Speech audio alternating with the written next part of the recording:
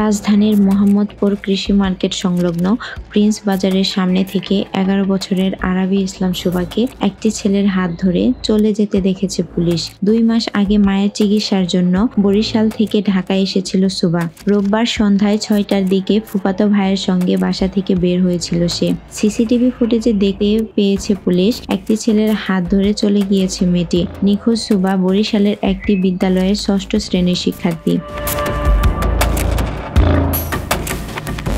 মেয়ে নিখোঁজের বিষয়ে জানতে চাইলে সুবার বাবা ইমরান রাজীব বলেন, আমি ঢাকা থেকে বরিশাল রোডে চলাচল করা লঞ্চে চাকরি করি।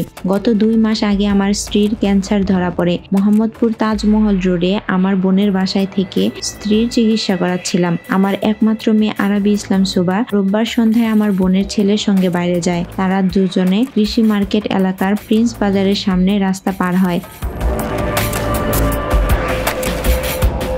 সুবার ফুফাতো ভাই একটি গাড়ি ক্রস করে সামনে চলে যায়। পরবর্তীতে সে পিছনে তাকিয়ে দেখতে পায় সুবা নেই। পরে সে আশেপাশে খোঁজাখুঁজি করে না পেয়ে বাসায় গিয়ে আমাদের জানায়। আমরা এসে ঘটনাস্থলের আশেপাশে খোঁজাখুঁজি করে না পেয়ে প্রথমে মোহাম্মদপুর থানায় যাই, সেখান থেকে আদাবর থানায় একটি সাধারণ ডায়েরি করি।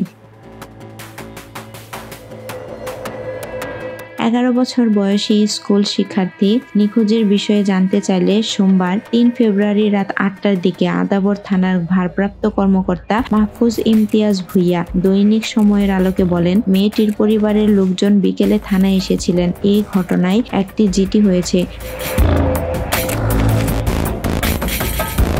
বিষয়টি জানার পর আমরা তদন্ত শুরু করেছি। তিনি বলেন, মেয়েটি তার ছোট ভাইয়ের সঙ্গে বাসা থেকে বের হয়েছিল। ছোট ভাইয়ের বয়স ৮ থেকে ৯ বছর হবে। সিসিটিভি ফুটেজ বিশ্লেষণে মেয়েটির সঙ্গে একটি ছেলেকেও দেখা গেছে। মেয়েটি তার ছোট ভাইকে বলে, তুমি বাসায় চলে যাও, আমাদের ফিরতে দেরি হবে। পরে ওই ছেলের হাত ধরে চলে যেতে দেখেছে মেয়েটিকে।